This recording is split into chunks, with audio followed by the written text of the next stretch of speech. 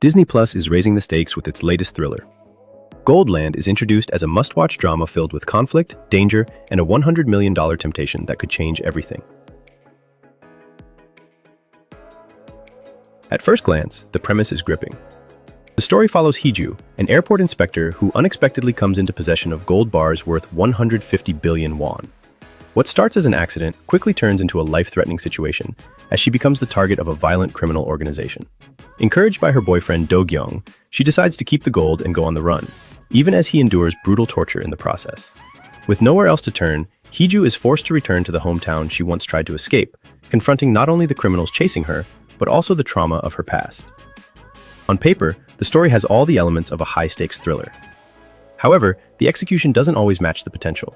The biggest issue lies in the performances. While Lee Kwang-soo stands out as the gang leader Park Ho-cheol, delivering a chilling and unpredictable performance, much of the remaining cast feels underwhelming. Lee Hyun-wook shares a soft but somewhat flat chemistry with Park Bo-young, lacking the emotional intensity the story demands. Some moments, like his sudden phone call to confess his love while on the brink of death, come across as overly dramatic rather than impactful. Park Bo-young, despite her efforts to take on a darker and more physically demanding role, often feels disconnected from the situation. In key moments that should feel urgent or intense, her reactions can come off as restrained, which weakens the overall tension. That said, the series does have its strengths. Lee Kwang-soo's performance brings a sense of unpredictability and danger that elevates every scene he's in. The cinematography is also a highlight, especially during chase sequences and action-heavy moments. Episode 2, in particular, features intense car chases and brutal confrontations that add a much-needed sense of urgency. The use of sound is subtle but effective.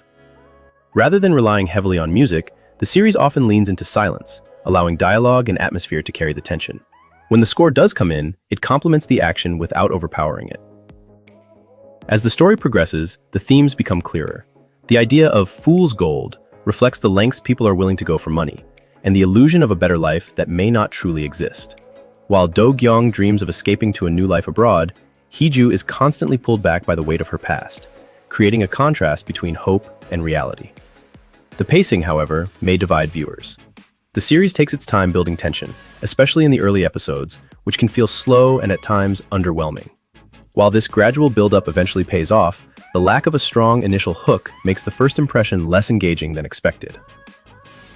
Overall, Goldland presents an intriguing concept with moments of strong execution, particularly through Lee Kwang-soo's performance and its visual storytelling. As the series unfolds, it becomes a more compelling watch, especially for viewers who appreciate character-driven narratives over constant action.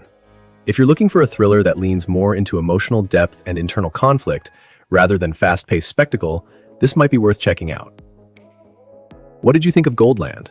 Did it live up to your expectations? Let us know your thoughts in the comments below.